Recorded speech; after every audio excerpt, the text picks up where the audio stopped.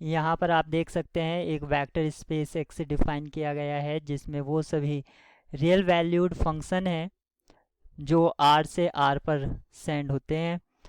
यहाँ पर आपको कुछ सेट दिए गए हैं जो आप ऑप्शन ए बी सी और डी में देख सकते हैं और आपको बताना है कि कौन सा सेट सब स्पेस फॉर्म कर रहा है इस वेक्टर स्पेस का। तो सबसे पहले ऑप्शन ए को चेक करते हैं। सब स्पेस होने के लिए ज़रूरी है कि उसमें ज़ीरो एलिमेंट होना इम्पोर्टेंट है, यानी कि सेट को नॉन एम्प्टी होना चाहिए। तो अगर हम एक फंक्शन f0 या fx equals to zero zero function consider कर लेते हैं तो ये f हाफ पर भी ज़ीरो होगा। तो आप देख सकते हैं सेट ए जो है ऑप्शन ए में वो नॉन एम्प्टी है। और अगर हम कोई दो फंक्शन f और g अगर ऑप्शन ए में बिलोंग करता है तो हमें ये देखना है क्या उनका सम भी इसमें बिलोंग करता है। तो हम यहाँ पर देखते हैं अगर f और g सेट ए में यानी कि ऑप्शन ए में बिलोंग करते हैं तो f हाफ ज़ीरो होगा। ठीक इसी तरह g हाफ भी ज़ीरो होगा। हमें देखना है कि इनका सम यानी कि f plus g at half वो क्या होगा। तो ये इक्वल होगा f half plus g half, और f हाफ भी ज़ीरो है और g हाफ भी ज़ीरो है। फाइनली आपने देखा कि सम भी इसका सेट में बिलोंग कर रहा है। अगर आप स्केलर मल्टीप्लिकेशन देखना चाहते हैं तो मान लीजिए सी एक स्केलर है जो फील्ड से आ रहा है और हमें देखना है कि सी क्या सी एफ बिलोंग करता है सेट ऑप्शन ए में। तो यहाँ पर हम देख सकते हैं सी अगर एफ से आ रहा है तो सी एफ हाफ, यहाँ पर हम उसको लिख सकते हैं सी आउटसाइड एफ हाफ, और एफ हाफ आपका ज़ीरो है।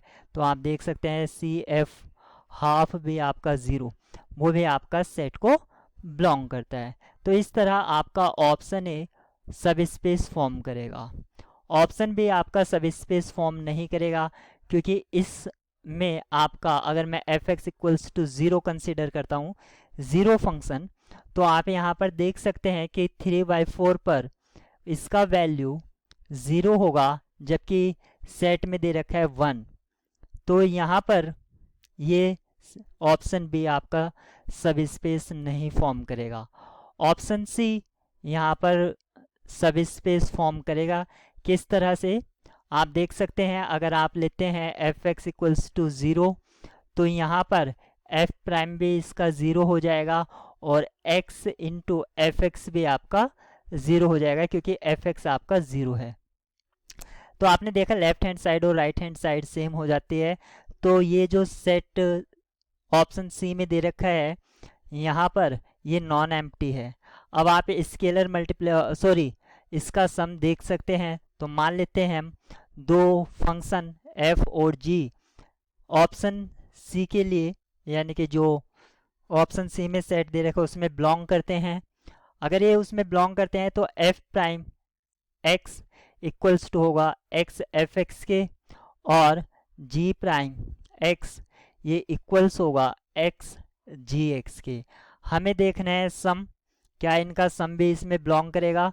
तो हम देखते हैं f प्लस जी प्राइम x, तो इसको मैं लिख सकता हूँ f prime x plus j prime x।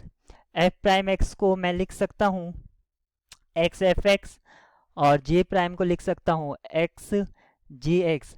आप यहाँ से अगर x कॉमन ले लेते हैं तो मैं इसको लिख सकता हूँ एफ एक्स प्लस जी एक्स और इसको मैं स्क्वायर ब्रैकेट में क्लोज कर देता हूँ। तो मैं इसको लिख सकता हूँ x आउटसाइड और स्क्वायर ब्रैकेट में f प्लस जी एक्स।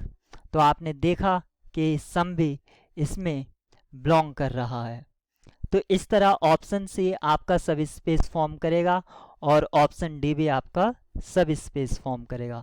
इस प्रॉब्लम के लिए जो की है वो है ऑप्शन ए बी और सी।